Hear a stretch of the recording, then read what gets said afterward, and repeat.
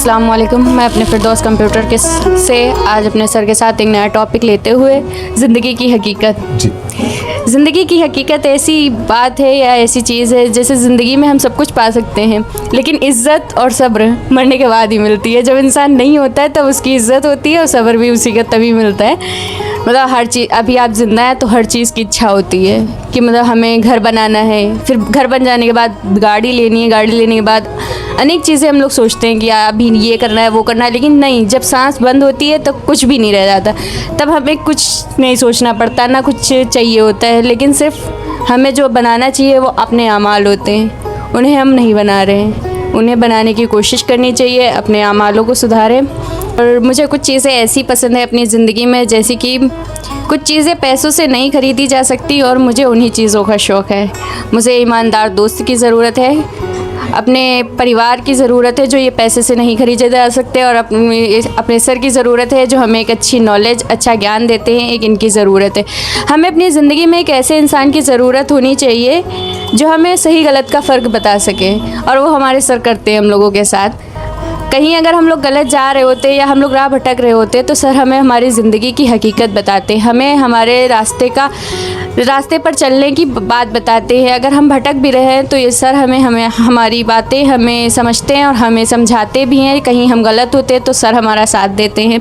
ये जीवन है, यहाँ हमारे हिस्से में दुख सुख सब साथ में आता है, लेकिन मेरा मानना है सबसे बेहतर दुख होता है, क्योंकि दुख से हम बहुत कुछ सीखते हैं। सुख तो कुछ पल के लिए आता है, सुख आकर चला जाता है, उसके बाद जो हमारे साथ रहता है वो हमारा दुख होता है। कभी जैसे कि अकेले में हम बैठे कुछ चीज़ें सोचते हैं कि मतलब ऐसा हो रहा था या ऐसा हुआ, ऐसा होते होते रह गया, ये है वो है, तो सबसे ज़्यादा दुख इम्पॉर्टेंट होता है। दुख इम्पॉर्टेंट इसलिए होता है क्योंकि आज हम दिसंबर में बैठे हुए, आखिरी मंथ चल रहा है हमारा, तो ये आखिरी मंथ चल रहा है, लेकिन इसमें हमने जो खुशियाँ सेलिब्रेट की वो इतना नहीं याद करते। हम वो याद कर रहे हैं जो हमसे छूट चुका है, जो पीछे जा चुका है, हम वो ज़्यादा इम्पोर्टेंट दे रहे हैं। आने वाले कल में हम वही चीज़ चाहते हैं। ऐसा मेरे साथ ये पिछले महीने ये हो चुका है, आने वाले साल में या आने वाले पल में वो चीज़ें हमारे साथ होती तो ज़्यादा बेहतर होता।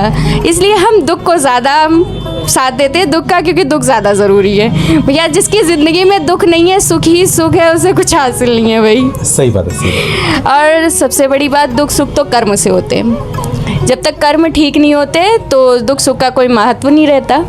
हमें अपनी ज़िंदगी में हर चीज़ का ध्यान देना चाहिए। और जैसे कि सुख भी अच्छा है, सुख भी उन लोगों के लिए अच्छा है। अब बहुत से लोग ऐसे होते हैं खुशी उन्हें दुख का कोई आभास ही नहीं है। जैसे अंबानी है, उन्हें हर चीज़ की खुशी है, हर चीज़ उनके पास है। उन्हें उनके बेटे को कुछ भी चाहिए होता है, पैसा उनके पास इतना है वो तुरंत ले सकते हैं।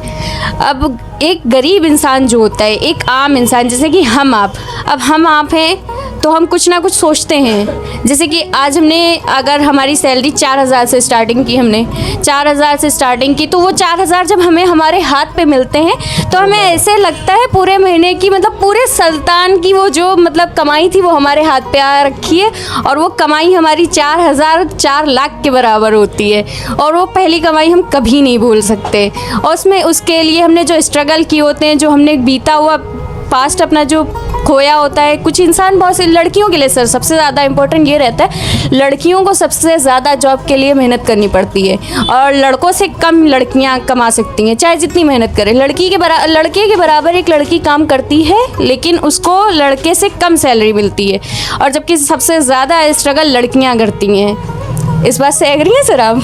आपने किस बिहाफ को पैसा कहा? मतलब सर जैसे कि अगर हमने कुछ जॉब वगैरह की तो मतलब स्ट्रगल हम लोगों को पहले तो सबसे पहले अपनी फैमिली को मनाना पड़ता है। सबसे पहले हमें उन्हें मनाना पड़ता है। यस सर, सबसे पहले हमें फैमिली को मनाना पड़ता है। उसके बाद ये समाज हमें जो कहता है कि मतलब लड़कियां बाहर, अरे उनकी लड़की बाहर जा रही है, रोज़ सुबह इतने बजे निकल जाती है, रोज़ रात में 10 बजे आ रही है, 8 बजे आ रही है, पता नहीं कहाँ जा रही है, क्या कर रही है।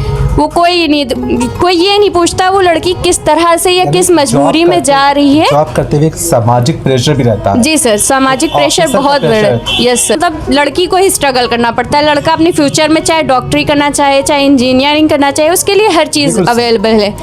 उसके साथ फैमिली भी साथ देगी, उसके आसपास के लोग भी साथ देंगे, और उसके रिलेशन में जो है वो भी उसका साथ देंगे। लेकिन एक लड़की जब जॉब करना चाहती है या आगे बढ़ना चाहती है तो उसको सब रोकते हैं। सबसे पहले हमारे हमारे पैरों में बेड़ियां डालने वाले हमारे माँ बाप हो जाते हैं। सबसे पहले ये हमें रोकते हैं कि नहीं बेटा, अगर तुम बाहर निकलोगे तो घर की इज़्ज़त बाहर जाएगी।